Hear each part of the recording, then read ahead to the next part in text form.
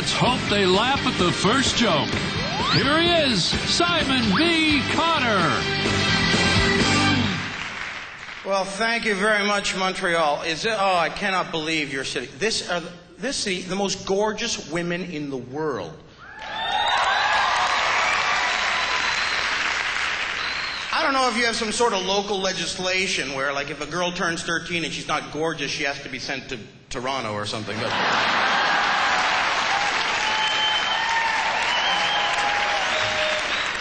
I kicked off my European tour in Scotland. Lovely people, the Scottish. Bit of exaggerators, you know. We cloned sheep.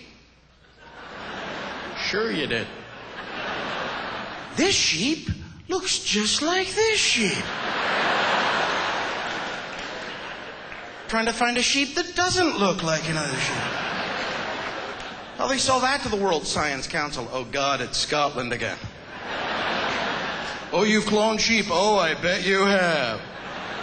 How's that monster in the lake coming?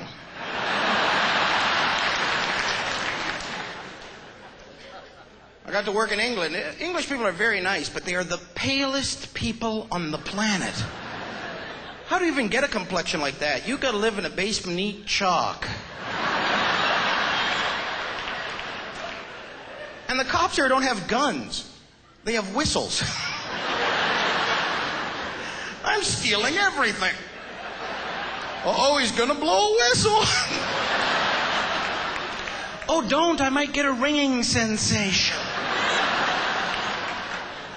I'm ripping off a stereo. This guy's hailing me a cab. I got to work in Switzerland. It's a neutral country. How do you pull that off? Oh, no, you guys fight. We'll watch. Even worse, it's the world banking capital, sort of. You guys fight. We'll hold your wallets. Doesn't matter who wins. You only have to give one back.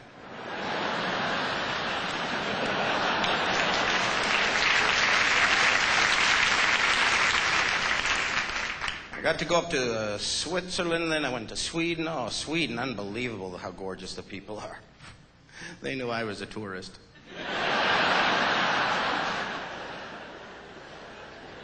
Sweden has the highest rate of suicide of any industrialized nation, yet they go to the trouble of building the Volvo, the world's safest car.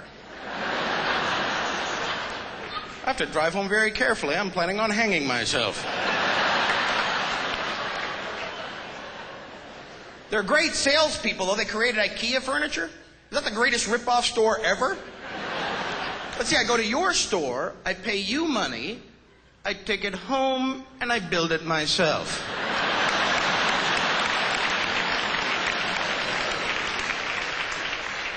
They got a new store. You go, you buy a box, you take it home, it's just an axe and a map to a tree.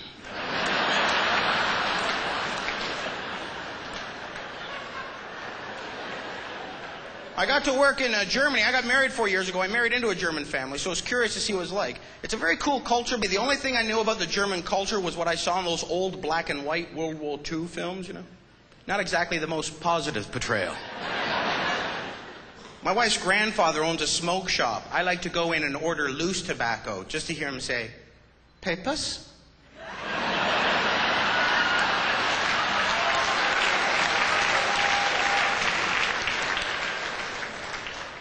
My wife is a feminist. I have a lot of feminist leanings myself, but I had an old-fashioned notion growing up. I'd sort of like my wife to have my name. As soon as she said she was keeping her own name, I didn't argue it. Isn't a single good argument in your favor? Am I property? No. Am I chattel? No. Well, why should I take your identity? Give you $10. The kids have my name, though. That way kids come up and say, "Daddy, why does Mommy have a different last name than us?" I say, "Well, because Mommy doesn't really love us."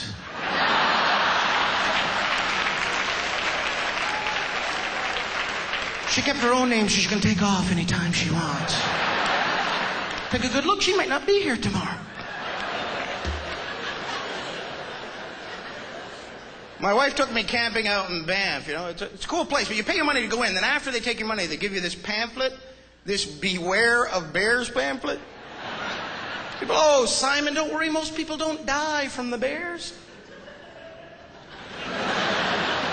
What do most people die from? I go, most people fall off the trails. I go, how wide are these trails? I go, great, just wide enough for me and a bear. I go, bears mainly only eat nuts and honey. Of course, this is the one morning I had granola for breakfast.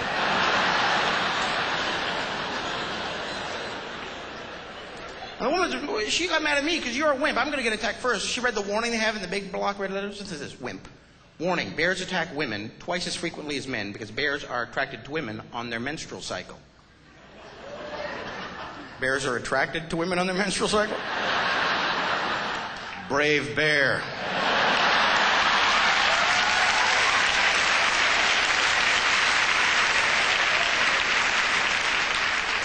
I don't mean that in any sort of sexist way. I truly don't, but I have lived my life, you know. Think of 1,000-pound grizzly, 120-pound woman with cramps.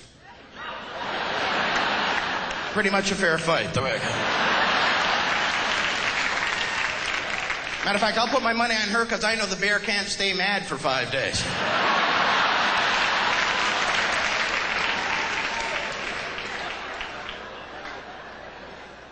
Speaking of unwinnable arguments, my daughter loves peanut butter. Like, that's her favorite food. But she can't eat it anymore because she started going to nursery school. And the principal said, well, other kids are allergic. I said, oh, fair enough. We would never send any peanut products to school with her. She said, no, she can't eat it at home. I said, why? She said, well, it's in her system. And she could cough at school and get saliva on her hand, turn a doorknob. Another kid might touch that doorknob, put their hand in their mouth, and they could seizure.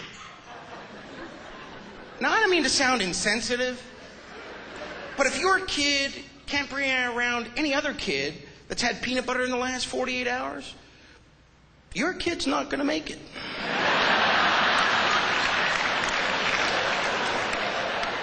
Better you lose them now before you get too attached. I'm Simon V. Cotter. Thanks again, Montreal. Good night.